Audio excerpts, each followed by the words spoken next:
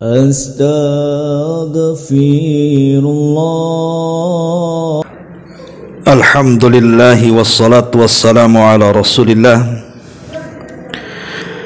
wa ala alihi wa sahbihi wa mawalah wa la hawla wa la quwata illa billahi wa ba'du. Kita lanjutkan kembali kajian kita, masih membahas Jawami'ul Kalim,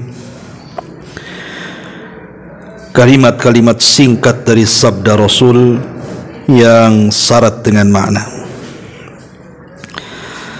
Kita masuk pada poin yang ke-16,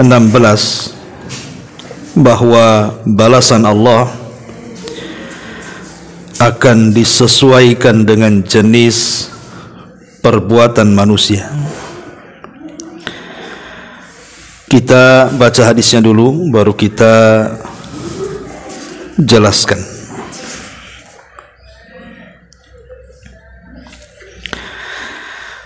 An Abi Sirmah radhiyallahu anhu qala qala Rasulullah sallallahu alaihi wasallam, man darra dharrallahu bihi wa man syaqa syaqqallahu alaihi. Rawahu Tirmidzi wa Ibnu Majah. Dari Abu Sirmah, beliau berkata,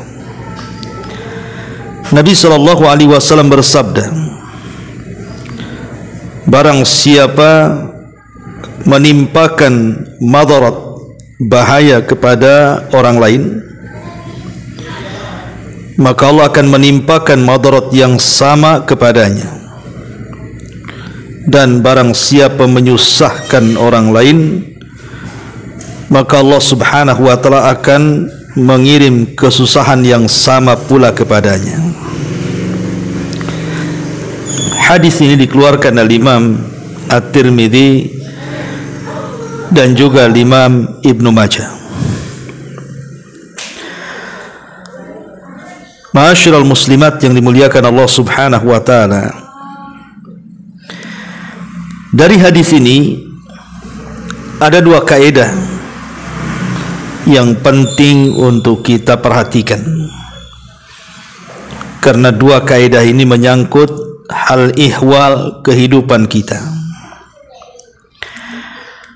Pertama, annal jazaa'a min jinsil amali fil khairi wa syarr, bahwa sebuah balasan yang Allah akan timpakan kepada manusia karena perbuatan yang dilakukannya itu sesuai dengan jenis perbuatan, baik yang dilakukannya itu sebuah kebaikan ataukah sebuah keburukan. Jika perbuatannya baik, maka balasannya baik, dan jika perbuatan buruk, maka balasannya juga keburukan. Kemudian yang kedua, bahwa asal sebuah kemadaratan, hal-hal yang membahayakan, harus dicegah. Baik madarat itu akan mengenai kita yang melakukannya, ataukah madarat itu akan mengenai orang lain. Makanya Nabi sallallahu alaihi wasallam mengatakan, la darara wa la dirar, jangan mendatangkan madarat kepada diri sendiri dan jangan pula mendatangkan madarat kepada orang lain. Inilah dua kaidah yang harus dipahami. Sebelum saya menjelaskan dua kaidah ini, kita akan perhatikan hadis ini. Nabi SAW mengatakan, barang siapa yang membahayakan seorang muslim, niscaya Allah akan menimpakan bahaya kepadanya. Dan barang siapa yang menyusahkan seorang muslim, niscaya Allah akan menyusahkannya.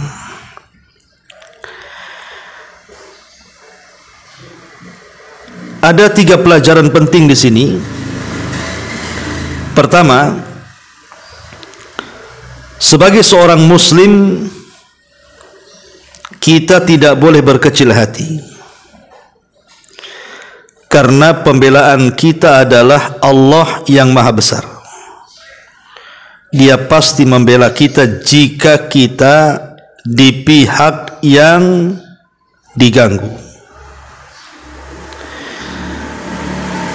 Karena ada orang yang kemudian merasa kecil hati apabila dia dizalimi, apabila dia disakiti, seolah-olah dia hidup sendiri, tidak ada yang membelanya. Padahal di sana ada zat yang akan membela kita. Dialah Allah Subhanahu wa taala. Karena di sini Rasul mengatakan, barang siapa yang membahayakan terhadap orang lain, Allah akan datangkan bahaya kepadanya. Sebagaimana barang siapa yang menyusahkan orang, Allah akan datangkan kesusahan kepadanya. Artinya bahwa siapapun dari pihak yang diberikan bahaya oleh orang lain, maka Allah Subhanahu wa taala menjamin akan membelanya. Ini yang pertama. Yang kedua, dalam hubungan bersama, artinya bermasyarakat, hendaklah diambil pilihan-pilihan yang mudah dan juga yang ringan dan tidak menyusahkan. Jadi kalau kita ini berhubungan dengan orang lain, baik dalam keluarga, bertetangga, ataukah bermasyarakat, jangan suka menyusahkan, tetapi berilah kemudahan kepada orang lain. Karena siapa yang memberikan kesusahan kepada orang lain, maka Allah akan buat dia susah. Contoh, umpamanya ibu meletakkan sampah sembarangan sehingga bau sampah itu kecium oleh tetangga, atau meletakkan kendaraan parkir asal-asalan padahal ibu punya rumah, diparkir pula di depan pagar tetangga. Atau ibu umpamanya nyetel TV atau apa gitu ya, berisik, bising, sehingga kemudian suaranya sampai ke tetangga. Itu namanya menyusahkan orang, Bu. Jangan pernah menyusahkan orang, nanti Allah akan buat susah kita. Tapi jadilah orang yang memudahkan orang. Kemudian yang ketiga, dari hadis ini pula seluruh ajaran yang dibawa oleh Islam menunjukkan bahwa ajaran Islam itu ajaran kebaikan. Karena Islam sangat membenci hal-hal yang tidak baik, menyakiti orang, membahayakan orang, menyusahkan orang. Islam sangat melarang. Dari sini muncul keindahan Islam. Islam agama indah, membawa kebaikan. Ma'asyiral muslimat yang dimuliakan Allah Subhanahu wa taala, di sini Nabi SAW mengatakan, man dharra dharallahu bihi. Barang siapa yang memberikan madarat kepada orang lain atau kepada seorang muslim, maka Allah Subhanahu wa taala akan mendatangkan madarat kepadanya. Itulah yang disebut dengan al-jaza min jinsil amal. Bahwa sebuah balasan itu akan disesuaikan dengan perbuatan dia. Lah kalimat dhar ataupun madarat ini mencakup semuanya. Termasuk di dalamnya disebutkan di dalam halaman 58, termasuk di dalamnya adalah mengelabui, menipu, menyembunyikan kekurangan dalam bab muamalah, khususnya dalam bab jual beli. Maka ini termasuk juga memberikan madarat seorang pedagang. Dia menjual kendaraannya itu second, sudah bekas. Dia tidak menunjukkan kekurangan-kekurangan kendaraan itu, malah mengatakan kendaraan itu bagus, tidak ada cacat dan begitu seterusnya. Atau jual baju, atau jual makanan, sebutkan jualan yang kita jual. Jangan sampai kemudian saat dia menjual sesuatu di dalamnya mengelabui manusia, menipu manusia, menyembunyikan aib barang kepada manusia. Maka ini termasuk mendatangkan madarat kepada orang lain, khususnya kepada para pembeli. Tidak boleh, apalagi sampai mengurang-urang takaran, mengurang-urang timbangan, mengurang-urang meteran, curang dalam dagang, dan begitu seterusnya. Maka ini bagian daripada dhirar, mendatangkan bahaya. Termasuk juga dalam sewa menyewa dan seluruh bentuknya. Tidak boleh kemudian seseorang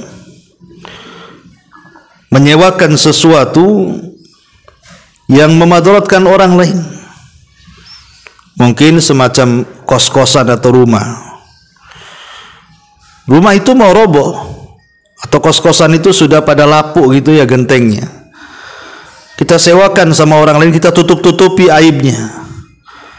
Sekali ada hujan, ada angin, tiba-tiba bocor semua. Ini kan memberikan madarat, tidak boleh.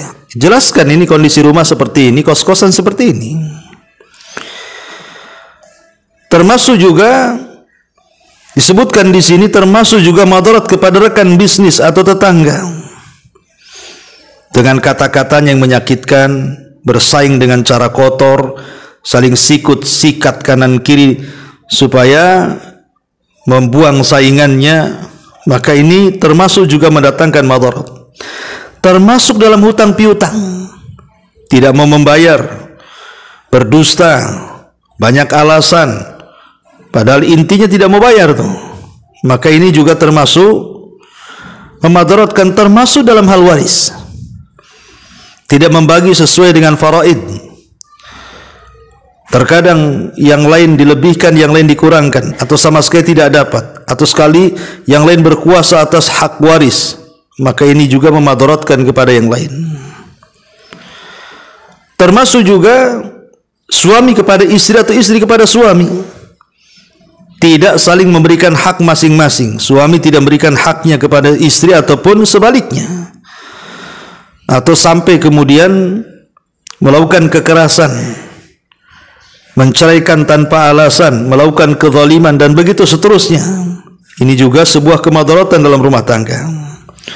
Termasuk dalam bab hukum, membayar saksi-saksi palsu, menyogok hakim-hakimnya, dan begitu seterusnya.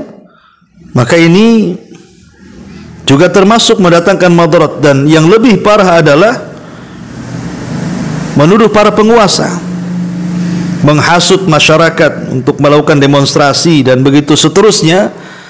Ini juga bisa mendatangkan madarat, ya. Dan banyak lagi, ya. Jadi madarat ini bisa ditimbulkan di semua lini dalam kehidupan kita. Lah dalam Islam Nabi SAW melarang, tidak boleh mendatangkan madarat kepada orang lain itu. Karena Rasul mengatakan, man darallahu bihi, barang siapa yang mendatangkan madarat, maka Allah Subhanahu wa taala akan menimpakan madarat kepada orang yang mendatangkan madarat itu. Dan barang siapa yang menyusahkan orang lain, maka Allah akan susahkan dia. Itulah yang disebut dengan al-jaza min jinsil amal. Sebuah balasan itu disesuaikan dengan amalannya. Karena dalam hadis yang lain Nabi SAW menjelaskan, barang siapa yang membuka aib saudaranya, maka Allah akan buka aibnya. Sebagaimana barang siapa yang menutup aibnya saudaranya, maka Allah akan tutup aibnya. Barang siapa yang memudahkan saudaranya, Allah akan mudahkan kehidupannya. Barang siapa yang menolong saudaranya, Allah akan tolong kehidupannya, dan begitu seterusnya. Al-jaza min jinsil amal. Balasan itu disesuaikan dengan amalannya. Kalau amalannya baik, maka balasannya baik. Kalau amalannya buruk, maka balasannya juga buruk. Ma'asyiral muslimat yang dimuliakan Allah Subhanahu wa taala, kalau ada orang berkata, hadis ini kan jelas bahwa Allah tidak akan membiarkan siapapun dari hamba-hambanya yang terzalimi, maka Allah akan membalaskannya. Pertanyaan pun muncul, Ustaz, saya pernah dipukul orang, tapi yang memukul itu kok enak-enak saja kehidupannya. Saya pernah dibuat orang itu bangkrut, tapi kok kenapa orang itu tidak dibalas-balas sama Allah? Tetap aja dia kemudian berhasil. Katanya, siapa yang memberikan madarat, Allah akan berikan madarat kepadanya. Siapa yang menyusahkan, Allah akan susahkan dia. Tapi dia tak susah pula hidupnya tuh, padahal sudah nyakiti saya, dolimi saya, mukul saya, dan begitu seterusnya. Maka dijawab oleh para ulama, pertama, hadis ini tidak mesti balasannya harus cash. Hari ini disakiti, besok dia pula didatangkan madarat. Bukan itu maksudnya. Bisa saja hadis ini maknanya, maksudnya adalah cerita balasan, tidak di dunia, dia di akhirat. Mungkin di dunia tidak dibalas karena kezalimannya, tapi ingat, Allah Subhanahu wa taala berfirman, "Wala tahsabannallaha ghafilan amma ya'malu zalimun." Jangan kau kira Allah lalai dari perbuatan orang-orang zalim ini. Innama yuakhiruhum liyaumi tashhasu fihi al-absar. Tapi sengaja Allah akhirkan untuk satu hari kelak pada hari kiamat, di mana mata-mata manusia akan terbelalak karena melihat siksa Allah Azza wa Jalla. Jadi balasan itu tidak mesti di dunia. Ya, bisa saja balasan itu di akhirat, seperti dalam hadis Muflis. Ketika ada orang yang datang menghadap Allah dengan segudang pahala, tetapi sisi lain dia membawa dosa juga segudang, menyakiti orang, mencaci maki orang, membunuh orang, mengambil harta orang. Nanti pada hari kiamat, maka orang-orang yang dizalimi akan datang kepada orang-orang yang menzalimi, mengambil pahalanya. Dan kalau seandainya pahalanya sudah habis, maka dia akan memikul dosa orang. Jadi balasan orang yang menyakiti di dunia itu tidak mesti cash di dunia, boleh jadi sengaja ditangguhkan untuk kelak azab bagi dia di akhirat. Ini yang pertama. Yang kedua, bahwa terkadang orang-orang yang mendolimi itu langsung cash. Balasan dari Allah Subhanahu wa taala, al-jaza min jinsil amal, balasan disesuaikan dengan amalannya, dan itu banyak. Seperti kisah Imam Ibnul Qayyim rahimahullahu taala yang menyebutkan tentang kisah seorang yang zalim di zamannya. Ada seorang preman yang mengambil ikan dengan cara paksa. Ikan itu mati, tapi diambil dengan cara zalim dari nelayan. Tiba-tiba kemudian dia pulang, ikan itu pula dihidupkan sesaat menggigit jarinya. Dia tidak paham bahwa gigitan jari itu balasan dari Allah atas kezalimannya. Sampai di rumah, dia goreng ikan itu, dia makan. Tengah malam gigitan ikan itu menjadi bisa, membuat sakit demam. Akhirnya dia gemetar dan merasakan sakit yang tidak ada yang tahu kecuali Allah rasa sakitnya. Akhirnya kemudian besoknya dia periksa, rupanya jarinya harus diamputasi sampai pergelangan tangan. Lihat, terkadang orang yang melakukan kezaliman, mendatangkan madarat kepada orang lain, Allah cash, Allah kasih cash. Hari ini dia berbuat zalim, besok Allah balas. Terkadang seperti itu. Dan itu kita banyak saksikan di masyarakat kan itu. Kemudian yang ketiga, atau boleh jadi dia tidak dibalas dengan hal yang sama. Mungkin dia mukul orang, nyakiti orang itu kan, tidak dibalas dengan cara Allah mendatangkan orang memukul dia atau menyakiti dia. Boleh jadi Allah buat hidupnya susah. Mungkin ekonominya seret, mungkin anak-anaknya sakit, mungkin keluarganya bercerai-berai, dan begitu seterusnya. Allah Subhanahu wa taala Maha tahu cara membalasnya. Tidak mesti kemudian Allah Subhanahu wa taala membalas dengan balasan yang sama. Boleh jadi dengan cara lain kan itu ya. Yang Allah Subhanahu wa taala lebih paham dan lebih tahu cara terbaik bagi orang-orang yang melakukan kezaliman. Ya. Ma'asyiral muslimat yang dimuliakan Allah Subhanahu wa taala. Makanya kemudian di sini Nabi mengatakan, man darallahu bihi wa man syaqa syaqqallahu alaihi. Barang siapa yang memberikan madarat kepada pihak lain, Allah akan menimpakan madarat kepadanya dengan madarat serupa. Dan barang siapa yang menyusahkan orang lain, Allah akan susahkan kehidupannya. Ma'asyiral muslimat yang dimuliakan Allah Azza wa Jalla, dari sini juga ada faedah besar. Ingat bahwa Anda para pelaku zalim yang suka menyakiti orang lain dengan lisannya, yang biasa menyakiti orang lain dengan perbuatannya, ingat, jangan merasa aman dari makar Allah. Tidak boleh orang merasa aman dari azab Allah, dari makar Allah subhanahu wa ta'ala. Karena orang-orang itu kelak akan Allah subhanahu wa ta'ala azab dengan caranya. Makanya kenapa kemudian Nabi SAW ketika bicara soal doa orang yang dizalimi itu melesat sampai ke awan. Dan Allah subhanahu wa ta'ala mengatakan, wa bi izzati wa jalali la ansurannahum walau ba'dahin. Demi kemuliaanku akan tolong dia walaupun dalam waktu yang telah ditentukan.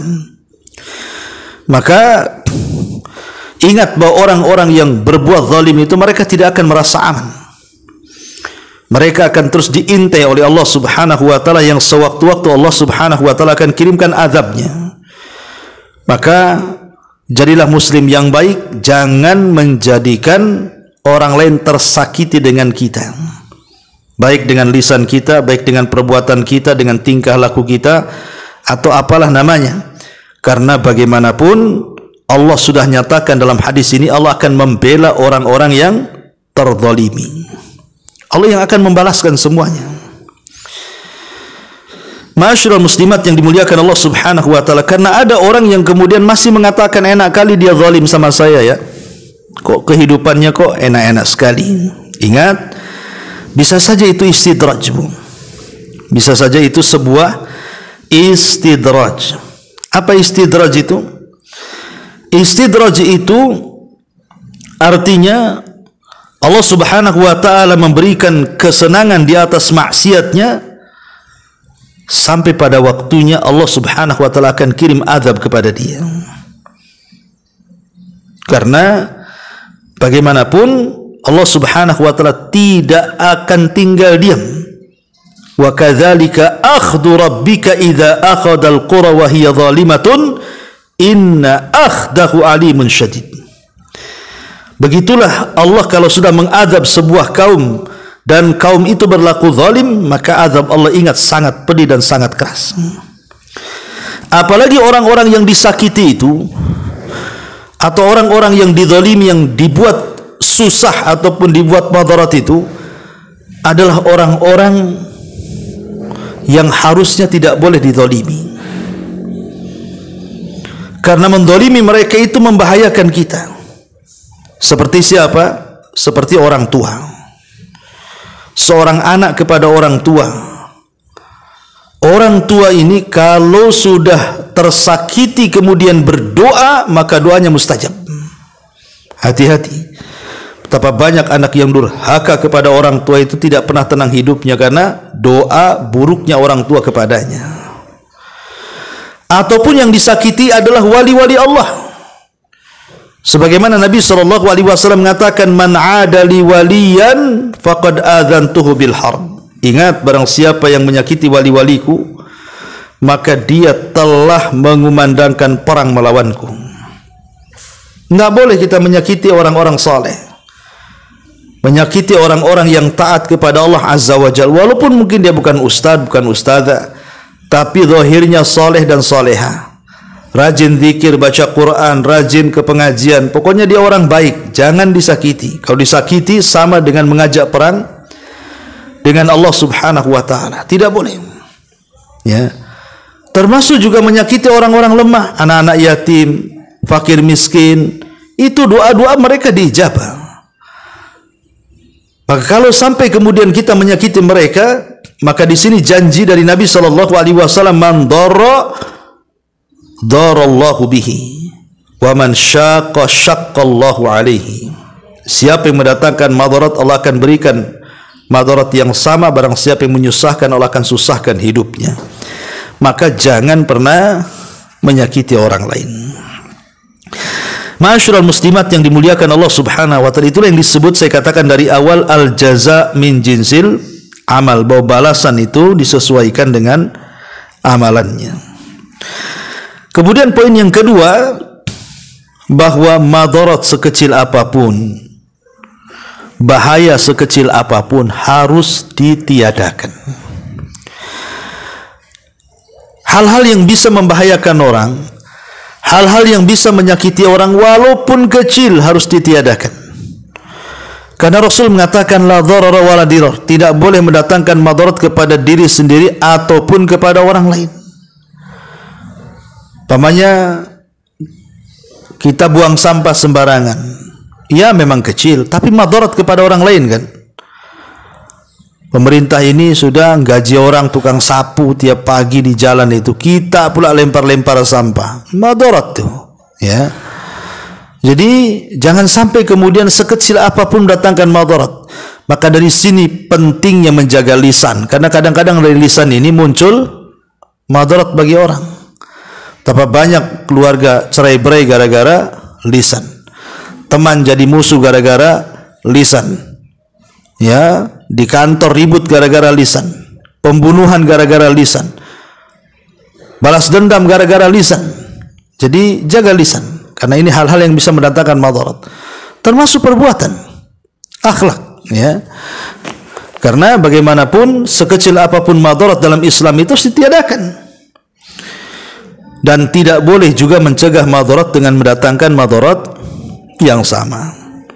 Inilah makna sabda Nabi sallallahu alaihi wasallam, man dharra dharallahu bihi wa man syaqqa syaqqallahu alaihi. Siapa yang mendatangkan madarat kepada seorang muslim atau kepada orang lain, maka Allah akan datangkan madarat kepadanya. Siapa yang menyusahkan, Allah akan susahkan kehidupannya. Ma'asyiral muslimat yang dimuliakan Allah Azza wa Jalla, karena dulu banyak kisah-kisah di zaman Nabi, ya, di zaman para sahabat, para tabi'in. Ada seseorang yang kemudian dizalimi gara-gara difitnah mengambil tanah orang. Dia bersumpah dia tidak mengambil tanahnya karena itu tanah dia. Tapi kemudian akhirnya dengan kezalimannya, orang yang merampas tanah itu berhasil menguasai tanahnya. Maka orang ini berdoa kepada Allah dan mengatakan, ya Allah, kalau memang dia benar dan saya yang salah, maka hukumlah saya. Tapi kalau saya yang benar, dia yang salah, maka panjangkan umurnya, susahkan kehidupannya, wafatkan dia dalam lubang. Akhirnya menjadi sebuah kenyataan. Orang yang didoakan itu tiga-tiganya jadi kenyataan. Ya, karena al jaza min jinsil amal, ya. Pamannya kita sebagai orang tua disakiti anak-anak kita, kita tidak boleh langsung menyalahkan anak kita. Coba ngaca sedikit. Waktu orang tua kita hidup, kita sudah berbuat baik kepada mereka, ataukah justru menyakiti mereka? Karena ada hadis yang mengatakan, tabarru aba'akum tabarrukum abna'ukum. Perbaiki hubunganmu dengan kedua orang tuamu, nanti anakmu akan berbuat baik kepadamu. Terkadang kesalahan anak kita kepada kita sebagai orang tua itu karena kesalahan kita tidak berbakti kepada orang tua kita. Makanya Allah perlakukan yang sama, supaya kita menyadari begitulah orang tua yang kita sakiti rasanya, sebagaimana kita disakiti oleh anak kita. Itulah yang disebut dengan al jaza min jinsil amal namanya. Balasan itu disesuaikan dengan amalannya, baik amalan itu baik ataukah buruk. Tapi kalau amalannya itu baik, ya, Allah akan balas itu. Betapa banyak orang-orang yang secara akhlak baik di masyarakat, baik dengan tetangga, senyum, suka ngasih hadiah, tidak buat onar. Akhirnya apa? Manusia suka dengan dia kan? Satu kampung suka dengan dia, bahkan memujinya, bahkan terkadang menyebut-nyebut kebaikannya. Ya, karena al jaza min jinsil amal. Kebaikan itu disesuaikan dengan amalannya. Siapa yang mendatangkan kebaikan, Allah akan perbaiki dia. Tapi siapa yang mendatangkan kesusahan, Allah akan susahkan hidupnya. Ma'asyiral muslimat yang dimuliakan Allah Azza wa Jalla. Jadi kaedah ini penting sekali. Kaedah ini penting sekali, bahwa al jaza'u min jinsil amal. Balasan Allah itu disesuaikan dengan amal perbuatannya. Maka perhatikan lisan kita, Jangan sampai menyusahkan dan menyakiti orang. Perhatikan perbuatan kita, jangan sampai perbuatan kita menyakiti dan menyusahkan orang, karena siapapun yang menyakiti maka akan disakiti. Itu yang disebut kama tadinu tudan. Sebagaimana engkau berbuat, maka Allah akan kirim orang yang berbuat yang sama kepadamu. Contoh mamanya orang yang suka gibah, hari-hari gibah orang. Tidak ada tetangga yang lepas dari gibah dia. Tidak ada satupun tetangga yang selamat dari gibahnya. Ingat, Anda sedang menggibah itu, nanti Allah kirim orang yang menggibah Anda. Bahkan orang yang menggibah kita lebih jahat dibandingkan kita menggibah orang. Terkadang seperti itu. Ketika kita menyakiti orang dengan lisan kita, nanti Allah kirim orang yang menyakiti kita dengan lisannya. Ketika kita menyakiti orang dengan perbuatan kita, nanti Allah kirim orang yang akan menyakiti dengan perbuatannya. Karena kama tadinu tudan. Sebagaimana kita berbuat, nanti akan ada yang berbuat yang sama kepada kita. Makanya kalau kita lihat kisah zaman dulu Bani Israel, ketika Allah Subhanahu wa taala mengutus seorang raja zalim dari Babylon, namanya Bukhtunasr, yang menghancurkan Palestina sehancur-hancurnya. Kenapa Allah kirim raja zalim menghancurkan Palestina, yang ketika itu Palestina dikuasai di Imperior Romawi, Nasrani, Yahudi. Yahudi dibantai habis-habisan di zaman Bukhtunasr itu. Karena orang-orang Yahudi sebelumnya mereka sudah membunuh para nabi. Mereka menyembelih kepala Isa bin Maryam, mereka menggergaji Nabi Zakaria, mereka membunuh banyak para nabi. Karena kelancangan mereka kemudian kurang ajar dengan para nabi, Allah kirim raja yang zalim yang menghancurkan mereka. Itulah namanya al-jaza'u min jinsil amal. Namanya sebuah balasan itu disesuaikan dengan amal perbuatan kita. Maka jangan pernah merasa aman dari azab Allah. Jangan pernah merasa aman dari siksa Allah.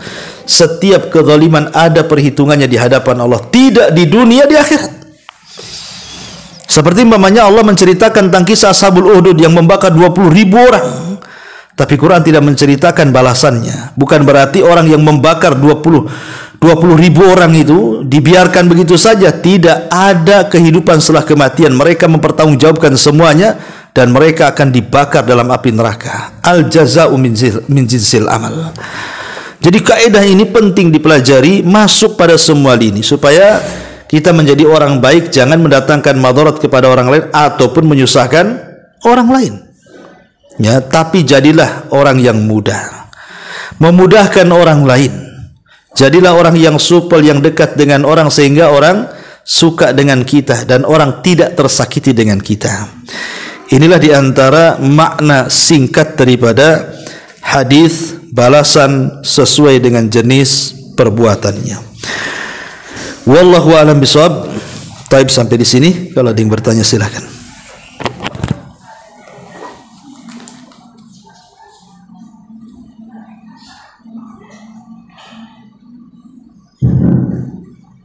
Assalamualaikum warahmatullahi wabarakatuh. Ya, waalaikumsalam. Ustaz, mau nanya Ustaz. Ya. Kalau apakah suami kasih sesuatu ke keluarga, cerita sama istri, apa itu termasuk mudarat juga Ustaz? Suami memberikan sesuatu kepada keluarga, terus menceritakan sama istri.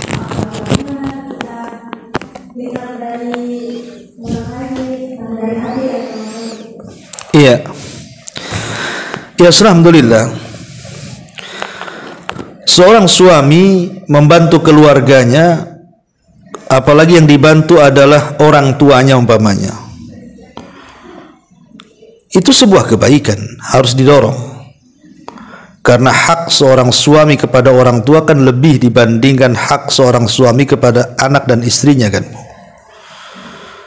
Jadi istri harus mendorong, jangan menghalang-halangi suami untuk membantu orang tua. Itu sama dengan menghalang-halangi rizki masuk ke rumah. Justru ketika kemudian istri mendorong suami untuk membantu orang tuanya itu, ibu sedang membuka pintu rizki kepada keluarga. Nanti rizkinya dimudahkan tuh. Tapi kalau sebaliknya ibu larang-larang, maka itu sama dengan menutup pintu rizki dalam keluarga. Hidupnya tidak akan tenang dan tidak akan aman.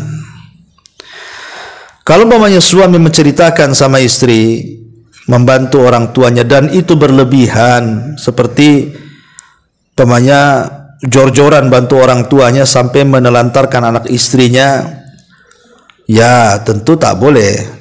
Ya, bagaimanapun harus dibagi gitu ya. Dia punya hak kepada orang tua, dia pun punya hak kepada anak dan istrinya. Tapi kalau dia membantu orang lain, atau apalagi orang tuanya atau keluarganya, tidak memadaratkan ekonomi keluarga, ya biasa-biasa saja, rumah biasa, makan biasa, ya maksudnya nggak ada pengaruh gitu ya. Nah, lalu apa yang membuat madarat? Ini kan nggak ada yang membuat madarat. Maka saya kira suami menceritakan berbuat baik kepada kedua orang tuanya itu sebuah hal yang baik. Tinggal ibu kemudian kasih semangat saja, disuruh terus membantu, tapi jangan lupakan keluarga. Jangan sampai kemudian melupakan keluarga. Karena ada seorang suami itu saking cintanya dengan orang tua gitu ya, jor-joran sama orang tuanya, nggak mempedulikan anak istrinya, ini pun salah. Nggak boleh kayak gitu. Ya tetap harus seimbang kan gitu. Dia tetap mengutamakan orang tua tapi juga tidak mengindahkan, tidak melantarkan anak dan istrinya.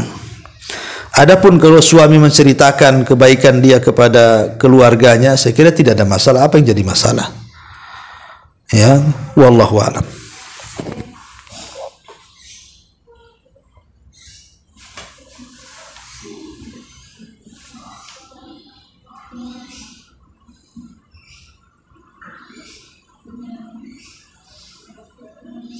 Iya, di sini ada pertanyaan dari YouTube.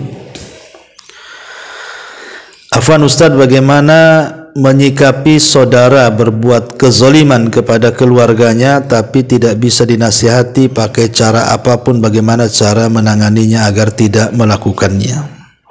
Iya. Pertama, doakan kepada saudaranya supaya Allah berikan hidayah dan tidak suka melakukan kezaliman. Yang kedua, nasihati. Nasihat sekali tidak bisa, buat nasihat kedua. Nasihat kedua tidak bisa, buat nasihat yang ketiga. Terus nasihati. Karena bagaimanapun nasihat itu sangat bermanfaat bagi seorang muslim. Fadzakir in nafa'ati dzikra. Berilah peringatan, karena terkadang peringatan itu menjadi sebuah pengingat. Ya, tidak sadar hari ini mungkin besok, tidak sadar besok mungkin lusa. Ya. Kemudian yang ketiga, ketika tidak bisa dengan cara dinasihati, ya suruh orang lain yang disegani dia. Kalau kita tidak bisa langsung nasihati, cari orang lain, orang ketiga namanya, nasihati dia yang mungkin bisa didengar ucapannya. Kemudian juga yang keempat, sabar, bersabar. Terkadang Allah menguji orang-orang yang menyakiti, rupanya bukan orang jauh tapi orang-orang sekitar, orang-orang dekat. Sehingga perlu kesabaran dan harus terus sabar gitu ya. Dan terus menasihati dan terus sabar.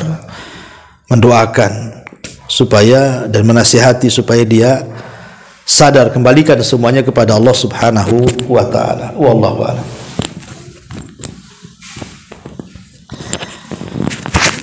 Baik, saya kira cukup ini. Mudah-mudahan ada manfaatnya. Subhanallah, asyhadu an la ilaha illa anta, astaghfiruka wa atubu ilaik. Allahu